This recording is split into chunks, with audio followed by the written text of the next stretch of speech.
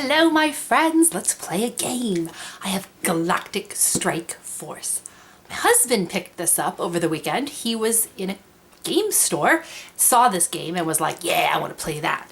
So he brought it home, gave it to me and said, figure this game out. I want to play it. All right. And it's described as a cooperative ship building space combat game. Okay. Cooperative, yay, space combat, he loves that. It's put out by Greater Than Games. These are the guys who did Sentinels of the Multiverse. This is sort of their take on space battle. And I believe it was Kickstartered. It came out this summer and it sort of has kind of a dodgy record online. Some people love it, some people hate it. But the general complaint is that the rules for this game are horribly explained and it's unnecessarily busy. All right. And I think there's a way to, one, explain these rules simply and clearly, and two, take out some of the busy work from this game. Now, I sat down to play this with my daughter, my 9-year-old, and it was horrible. We spent at least 45 minutes trying to understand what was going on. And at that point, I just called it and I sandboxed this game. Made up my own rules, called it whichever way I want, and we just played sort of my made-up version of this and had a great time. She loved it, which makes me think that somewhere in here is a good game. All right, we just gotta find it. We gotta dig it out. So caveat emptor. All right, I normally only record and upload games that I like, I have played, and I feel strong enough in the rules that I'm going to be able to give you a really clear overview of what's happening. Not so with this game, okay? Not so with this game. But I wanna try something different. Let's take a little challenge and see if we can untangle Galactic Strike Force. Is there a good game underneath these horrible rules, or is it just a mess that isn't even worth, trying to figure out? I don't know. But let's find out together. Okay? So, what's happening in this game? In this game, you play the Galactic Strike Force. You are a team of ace pilots, each with your own unique ship, okay?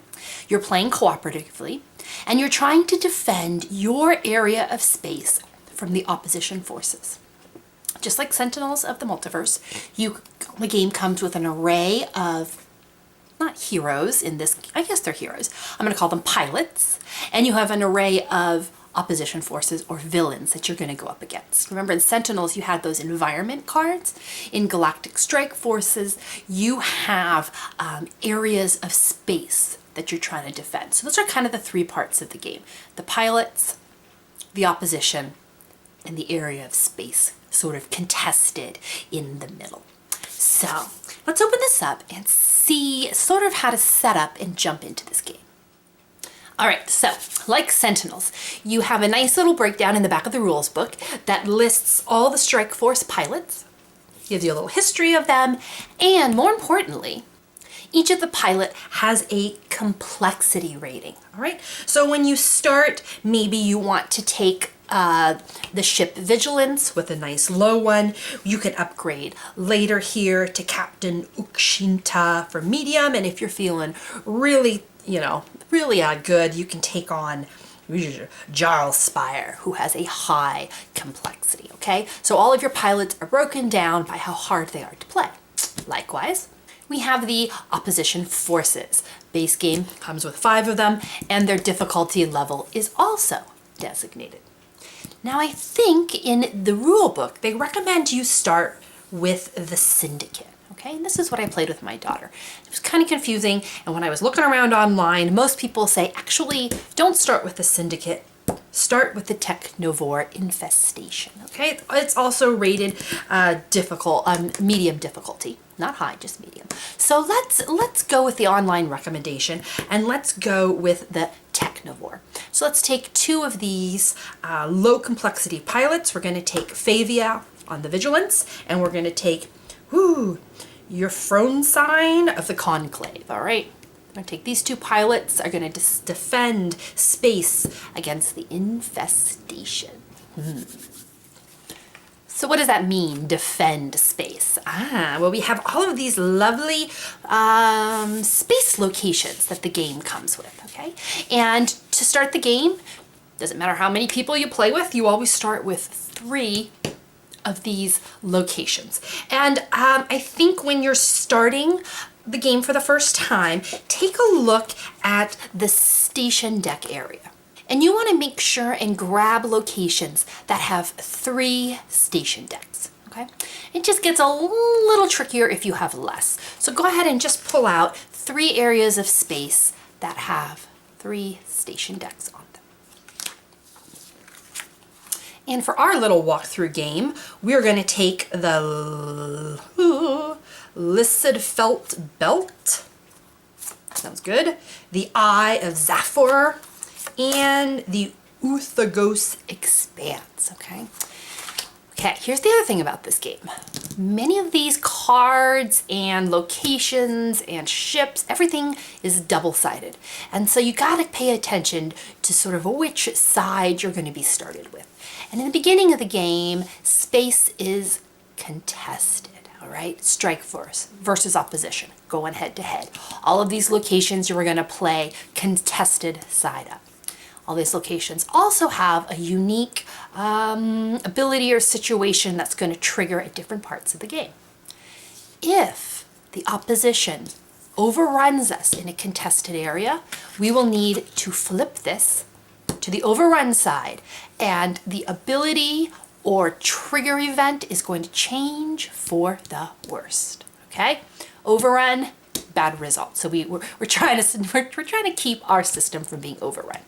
If at any point all 3 areas get flipped to overrun status, we lose the game. All right. If all of our pilots get shot out of the sky, we also lose the game. So we need to stay alive, and we need to keep our area of space from becoming overrun. Okay? Let's take a look at our pilots next. All right, so we chose the Vigilance and the Conclave. Again, double-sided. So at the start of the game, our ship is fully functional. We're going to play it pilot side up. All right. If we get shot out of the sky, we become what's known as grounded. And just like Sentinels, even if you're knocked out, you still have some actions you can take. So it is not a true player elimination game. You get shot out of the sky, you can still help out your Conrads, all right? But for the start of the game, our ships are fully functional and ready to fly. And after we pull these ship cards, we're also gonna look for the matching ship deck. And every ship comes with its own deck. They're marked on the back with the name of the ship, as well as, a little diagram that kind of looks like the picture. And then you need to find your ship token. The game comes with little cardboard standees. I believe there's an expansion pack where you can get actual little miniatures if you really are digging on this game. But I just have the base set, so I have the little standees. So I'm going to select this for the Conclave, and I'm going to do the same for Vigilance. All right. Interestingly enough, these starting decks differ for every ship. So every ship is going to feel and play a little different. They're all going to have their own strengths. All right. So find your matching deck, your card, and your standee, and you're pretty much ready to go with your ships. Now, let's look at the opposition. Just like your pilots, the opposition card is going to have 2 sides, okay? And, this is one of sort of the weaknesses of this game. A lot of important information is written in teeny tiny little print. So if we look up here, you'll find underneath the title of Technivore Infestation, impending, all right? And you always want to start the game with the opposition impending. The way I like to think about this is that they haven't arrived yet. We know the infestation is coming, and they're sending out some scout ships, but they haven't yet appeared in our sector of space. And one of the ways you can win this game is if you manage to clear all of the base ships before the mothership arrives, okay? So at the start of the game, we're gonna find the ship token for the Technovore infestation, and it's going to say, set up, put the Hive Master marker on this panel. It is not in play. Until the Hive Master enters our region of space, we have a chance. We have a chance to clear the board and win before the Hive Master even shows up. There will always be a deployment. Something will trigger. That means the Hive Master has arrived. And when this event happens, you're going to flip your card because the infestation is no longer impending. We are now moved on to assault. And you're going to have a whole new set of rules on how the Hive Master moves and attacks and reacts. And once we are in assault mode, the only way to win is to kill the big baddie. All right? So start the game impending. The marker just lives on the board until it gets triggered. But the opposition force also comes with its own deck of cards. And there's two separate decks, all right? The first deck is one-sided. It has information on one side and a matching symbol on the back. And this symbol matches this symbol up here, all right? So you know you have the right deck, and of course it's labeled. The deck with a symbol on the back is your opposition ship deck. I know it doesn't say that anywhere, but just trust me. This is your opposition ship deck. And this is where sort of what we're calling the scout ships come from. These are the little baby ships that are being sent before the master arrives. So we're going to be pulling cards from here. But the opposition also comes with a second deck. This deck is totally double-sided, all right? Doesn't have this nice little logo on the back. And again with the tiny little print. The way you can tell what deck belongs to what, because they're all the same color with the same typeface and everything, is way up here in the top. It'll say Technovore Infestation Mission.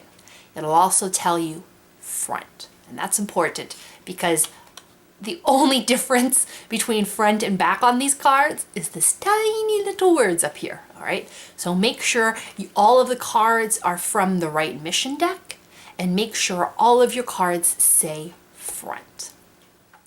So for example, this is the mission deck for the Bragg Threllian Syndicate mission, all right? It looks pretty much identical to our mission deck. The only difference, of course, being the tiny print up top. So be careful. Be careful when you're separating your decks. The other thing you need to know is that some of the opposition mission decks come with a starting mission. And again, up here on the tiny top, it'll say starting mission, but it also has a matching logo on the back.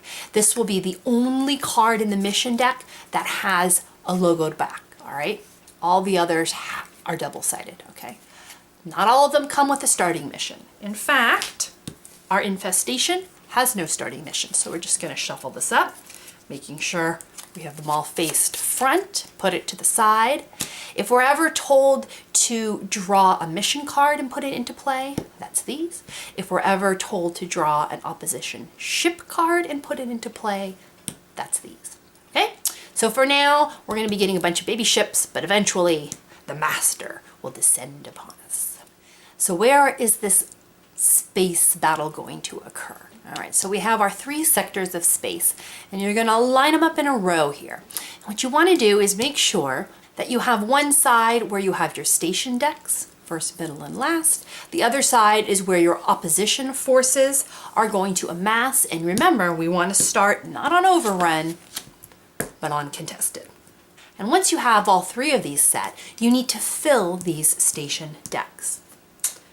One last stack of card that the game comes with. This deck is not marked anywhere, okay? But these are all cards that have blue fronts for the Strike Force units, the good guys on one side, and they have the orange fronts for the opposition forces on the other, okay? And you're just gonna give these a good shuffle, and then what we're gonna do is we're gonna place 5 cards into each of these station decks. So 5, 10, 15, 5, 10, 15, all the way across, all right? Until this whole area up here is totally filled.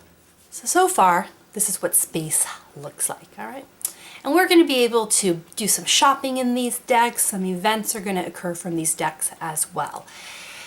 And the cards that are left over that we didn't deal out here, you'll want to keep these orange side up. We have a lot of blue decks of cards, and you don't want to be mixing up what deck is what. So put these cards face up orange to the side, and this is going to be our discard pile. So after we're done with these cards, we're going to put them in this pile. If one of these station decks ever runs out, we're going to shuffle this pile and put 5 more cards out, all right? But keep this orange side up. It'll save you some heartache later. Now, as the opposition ships begin to arrive in our section of the galaxy, they're going to line up on this side of the board, all right? Our little ships, well, they're going to be deployed into the actual regions of space. And the game tells you that when you're setting the game up, that you need to take the number of players times 2, okay? And that's how many starting opposition ships you're going to seed the map with. So we have 2 people times 2, we're going to start with 4 ships. Also important is the fleet limit, okay? The fleet limit, which we'll see when we play, is the number of players plus 2. So in a 2-person game, we're going to start with 4 ships. And the fleet limit, the most we can ever have at one point, give or take some exceptions, is going to be 4, all right? So remember where our fleet ships come from. They come from this opposition deck. Give this a little shuffle. And you want to distribute these ships as evenly as possible, all right? So the first 3 ships we're going to have no control over. They're going to pop 1 here, 1 here, 1 here. This 4th ship, however, we will decide where to place. If there's ever any tie or things are equal, it's up to the players to decide what to do with it. We're going to take 1 from the top here. We're going to turn all these over, and now we get a chance to assess the board. We know where these ships are. We're going to be able to read their abilities. We're going to know what this ship does. And based on all this information, we're going to decide where this last opposition ship comes into play. We also are going to get to decide where we deploy. All right. So there's a little bit of sort of pre-game strategy before you jump in. But before we get to all of the fine print, let's just spend 1 more minute looking at our pilot ship. Let's start with our little hand of cards. Everyone's unique to their ship. Give them a little shuffle, and at the start of the game, you're going to draw 4 cards. All right. Now, this is the first interesting thing about this game. The rest of your draw pile remains face up, so you know the top card on your deck at all times. This is going to be helpful later on in the game, where if you're given the option to draw a card, you're going to know what it is. So you have a little bit of advanced knowledge. Second thing we need to look at are these numbers down here, okay? Let's talk energy. This is a bit confusing. Every ship generates generic energy, okay? And it's designated in the rules and in all the cards with this symbol, green triangle, all right? That energy can be converted into either weaponry or defense, okay? Still the same amount of energy. So what does that mean? Vigilance creates 6 green energy. 3 of them are sent to weapons, 3 of them are sent to shields, all right? These numbers are only for setup. After you set it up, these numbers are no longer relevant. They're not the max, they're not the min, nothing like that. It's only for setup purposes. And so what you need to do, again, to keep yourself from going crazy later on, is to cover that number up, or you will get confused as to what exactly you have, okay? They give you these fabulous little tokens. Figure out your starting energy amount for each, cover it up. Vigilance. Her energy is 3 on shields, 3 on weapons. All right. Now, whenever you're told to lose energy, or you see that little green triangle, and it says lose a triangle, you always lose from your shields first. So if I'm told to lose 2 energy, I'm going to lose 2 of my shields. All right. If I'm told to lose 3 energy, I'm going to lose 1 from my shield, 2 from my weapons. Here's the first thing that happens. This 3 reappears. You don't have 3 shields, okay? You don't. They give you another little token, which is a 0, to replace over the 3, just to remind yourself you've lost your shields, okay? Again, there's a little bit of housekeeping you got to do with this game. But once you get used to it, it's not so bad. So when you set up, cover up that 3, and if you ever lose it all, put a 0 over that number. Save your sanity. Trust me on this. Okay. Now, you have a secondary engager bonus. We'll go over that later. And these numbers will increase and decrease. If you lose both of them, you become grounded and you flip your card. All right. So let's set up our other ship. And then I think we're ready to talk. What do you do on your turn? All right, and this is where the wheels kind of start coming off the bus for this game. You have these phases, all right? And you don't actually go in turn order around the table. The idea is that everyone does their phase at the same time. So everyone travels, then everyone requisitions, and everyone installs. You don't have to go around the table and wait for somebody else to do their turn. It's a little bit chaotic, especially if you don't really know the game or you're new to the game and you need to ask questions. It can get crazy. So I find actually having a little go around the table the first couple of turns is very helpful. The second thing you need to do is this game needed more components. This game needed some sort of a marker for each of these phases because you have multiple effects firing at different phases at different times, and it's really easy to miss something. And the way I fixed this is I went out and just gathered some bits, all right? Whatever you got in your house. Do you have wooden cubes, meeples from another game, handful of dice, whatever you've got. You need 5 groups of goodies, all in a different color. In my house, we happen to have a ton of, yep, you guessed it, Legos. So I pilfered from my kids' Legos and I took 5 different colors. And what I like to do is I like to associate a color with a phase. And then if a card comes up that triggers, I put that color indicator on the card. All right. So for instance, Aftermath is going to be white. Battle we can make black. Travel blue. Requisition red. I didn't have any green Legos, so installation is going to be yellow. So let me pull a card and just show you real quick what I'm talking about. All right, so these are the 3 opposition ships that we drew.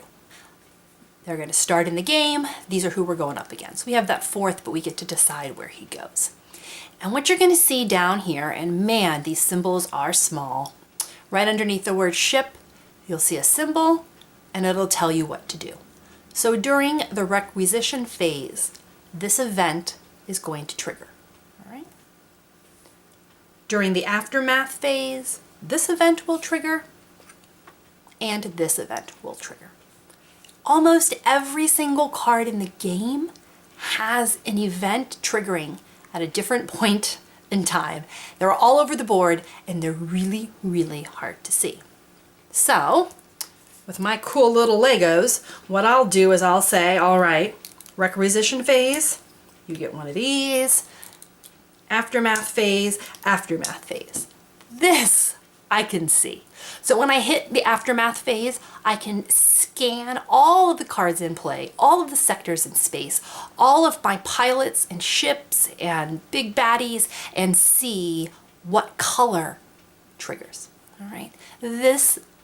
It's a tiny addition, and it makes a massive difference in this game. So find something in your house, cubes, meeples, stones, whatever you've got. You just need 5 color groups, all right? And this will change the gameplay for you, trust me on this. So let me go jump back out to the board and show you what it looks like now. All right, so here we are with the board set up.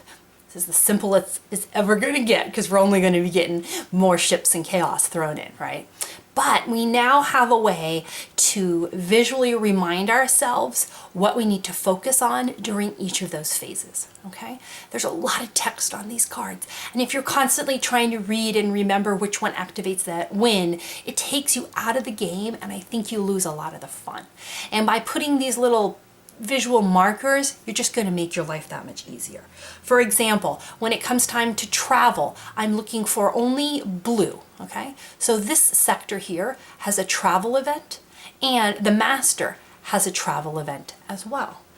Next, we're going to move on to requisitions. Something with this ship is going to mess up the requisitions phase. Installation, yellow. No installation things going on, no black for battle, but we do have 3 aftermath effects. So when we reach that stage, I know I gotta read this card, I gotta read what's going on in this unit of space, and I need to know what's going on with this card, okay? It's a great way to sort of eliminate the unnecessary information and pull the stuff you need to pay attention to the forefront. It's a tiny, tiny little add-on. Big difference. All right. Before we start, we need to figure out where we want to travel to begin this game. So let's take a look at the 3 areas of space, the ships that are there, and what's sort of up in the station offer deck. So first up, the Eye of Zephyr. The effect in this area is that whenever a ship leaves, we're going to lose energy. Starting, of course, right, from our shields, moving up to weapons. And it's any ship. So if our ships leave the space, or if one of the opposition ships tries to leave, you will lose energy, okay? So once we get here, you probably want to stick around for a while. Remember, we seeded these ships randomly, and we ended up with a Ravenous Technivore here, and its little ability says, during the aftermath phase, so once the whole round's almost complete, if this ship is unengaged, that means nobody's attacking it, scrap a tech installed on a Strike Force ship in this sector. So this aftermath effect will only apply if one of our Strike Force pilots is in the same sector as this Ravenous Technivore. If there's nobody here, he's not going to have an effect. All right. Last thing we need to look at is the station offer deck. These are the cards that we can acquire during the requisition phase, all right? And you're allowed to buy as many of these as you have money for. You have to buy from the top down. So these are the first ones that are on offer. And they will give us tech that we can install on our ship. They can give us boosts that are kind of one-shot effects. And if we don't buy them, okay, and we leave them on the top of the deck, during the battle portion of the phase, any enemy ship that was not engaged, okay? So any enemy ship that went unfought is going to move into the station deck, and it's going to flip the top station deck card, starting at the first station and moving down. So in this case, if we don't engage the Ravenous Technivore, it will go into station 1, and it's going to flip this card, all right? Remember, on the back, bad things happen. We're given a little clue here with this, oh my goodness, these tiny little icons up here. This little icon is a ship symbol. So if this station card gets flipped, it's going to reveal an opposition ship that will go into play. This little one gets flipped, it's going to reveal a boost that will affect opposition ships, but it won't draw a new ship into play. So you have a little bit of advanced knowledge as far as what's on the other side of these cards. So that might influence how you're going to play the sector. So for example, if we don't head over here to the Eye of Zephyr and the Ravenous Technivore goes unopposed, it will move into station 1, flip this card, and we will bring out another ship. All right. Now, if we engage the Ravenous Technivore, no cards get flipped. Okay? If at any time all 3 of these cards get flipped during the battle phase, this section goes from being contested to overrun. We flip the base card, the space card over, more bad things happen. How does that come about? You need 3 ships. 1, 2, 3. 3 ships unopposed, that means they're not engaged in battle. If you have 3 ships that are unopposed, you're going to flip all 3 of these. This section becomes overrun. If all these become overrun, we lose the game. All right, so we have to mitigate. We have to try and keep the number of ships down. That means if we don't come to this sector and engage this ravenous technovore, we're going to spawn another ship. So, thinking maybe we want to send one of our pilots here. There's also some pretty good tech as well. All right, this tech, it has a little special ability, but it'll also generate 1 extra energy into our weapons bank. This tech doesn't have any special benefits, but it will give us 2 extra shields. This tech here, no energy or shields, but it has a really cool ability. So I'm thinking maybe we need to send 1 pilot here to engage the ravenous technovore so we don't get another ship, and to buy some of this lovely tech. Okay, this is space number 1. And in this sector, again, this has an aftermath effect. It says remove energy from each engaged ship in this sector. It's going to affect opposition ships and our strike force ships. So this little area is going to drain you pretty fast. We have a rugged technovore hanging out here. It has an effect that takes place during the requisition step. It says scrap 1 tech in this sector's station, and this ship gains, I know it's tiny, 1 shield. So this guy is going to be flipping cards from our station deck, and it's going to be getting more and more defense.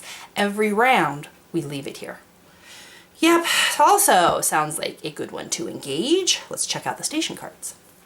Same problem. In this first station card deck, we see a ship symbol. So if we leave this guy unopposed, he's going to cruise in here and create a new ship. Remember, his ability also states he's going to scrap 1 of these cards, okay? So we could take the risk and let him scrap this and hope there's not a ship underneath, or we can, you know, it's our pick which one is he scraps, okay? Which one gets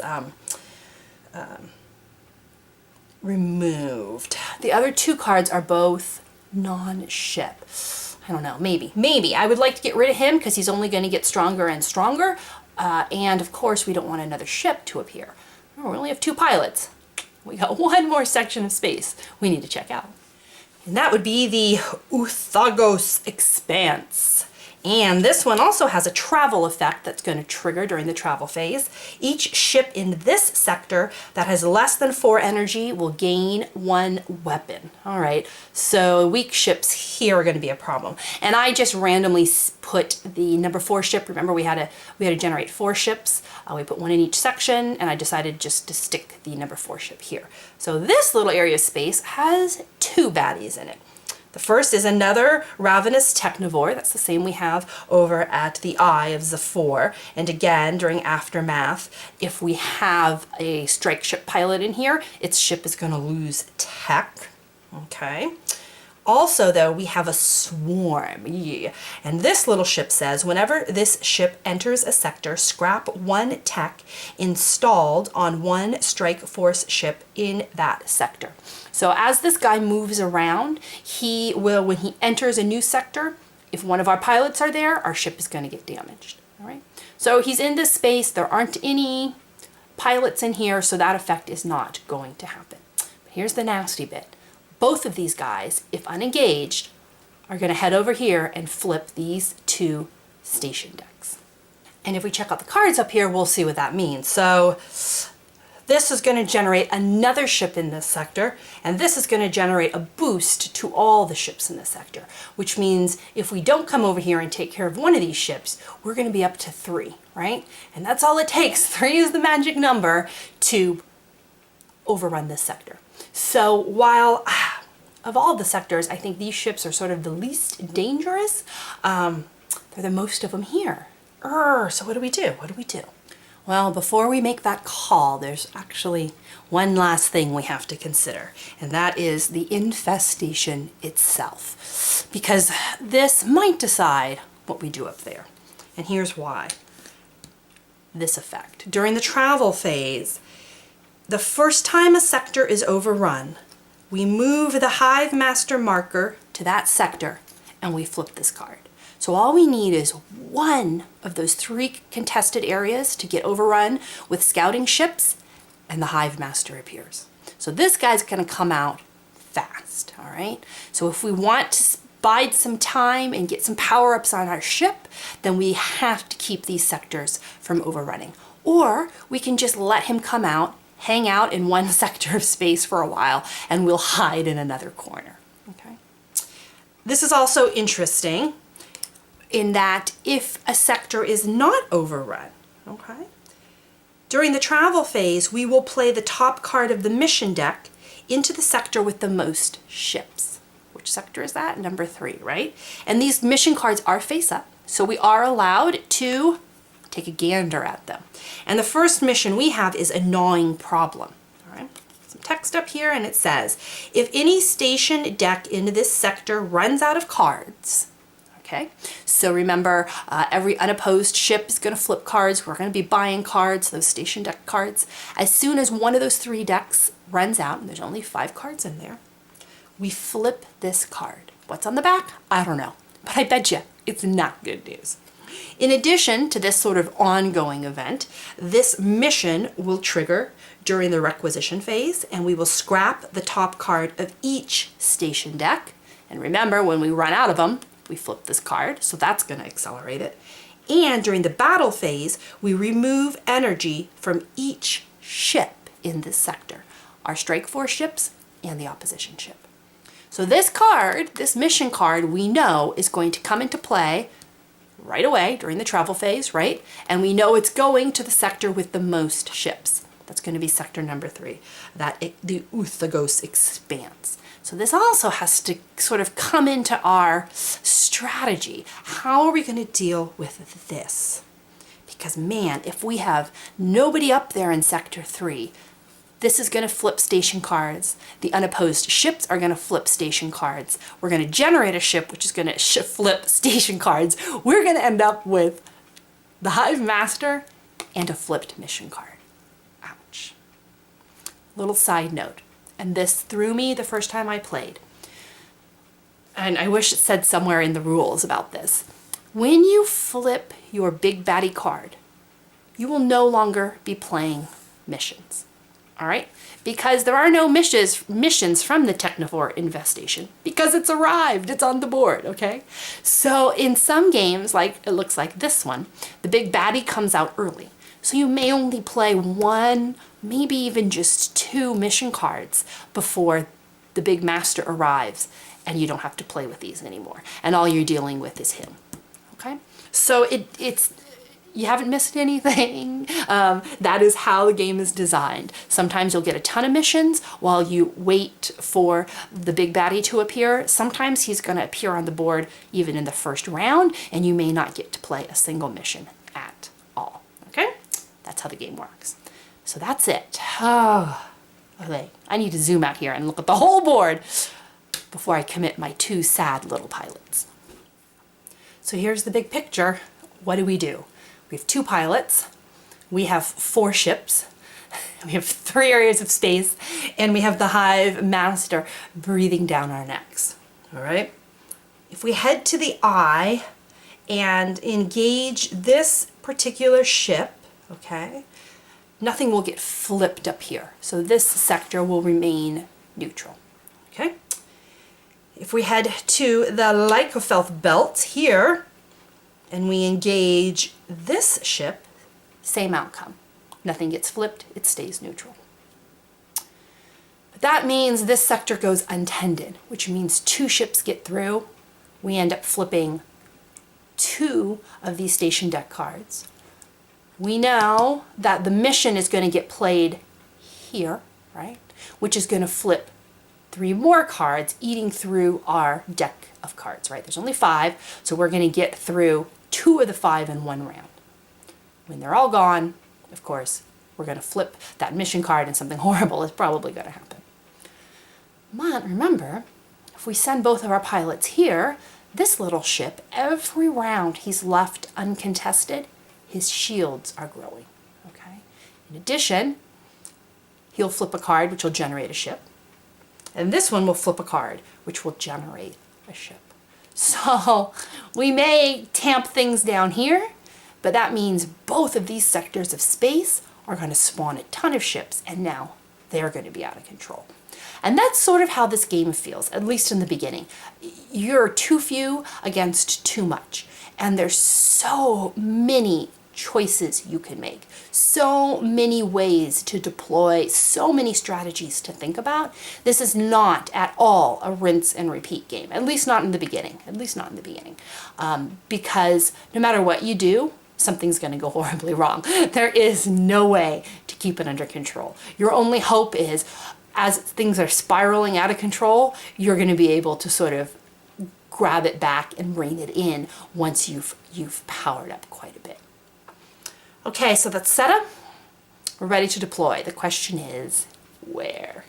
Again, I have no strategy in this game. I really don't have a clue. So if you guys have any thoughts of where our two little pilots should go, should we split them up and just let this sector explode and let the baddie move in? All right, in which case we'll hang out over here and try and keep this clear until we're strong enough to take down the Hive Master. Or do we commit to this Uthagos expanse and try and hold back the arrival of the infestation, and hopefully power up during that period, but then these two sectors are going to become contested to override. Which is better? Okay, which is better? I'm leaning toward letting this explode and hiding, just turtling over here in one of these two until we can amass our forces. I don't know though, I don't know if we should go aggressive and head right into the fray and try and slow down the arrival of the infestation. Leave me your thoughts on what you think. Let me know if I messed anything up on setup, and yeah, we're gonna need some tough strategy here. Let's see what we can do, guys. All right, thanks. See you soon.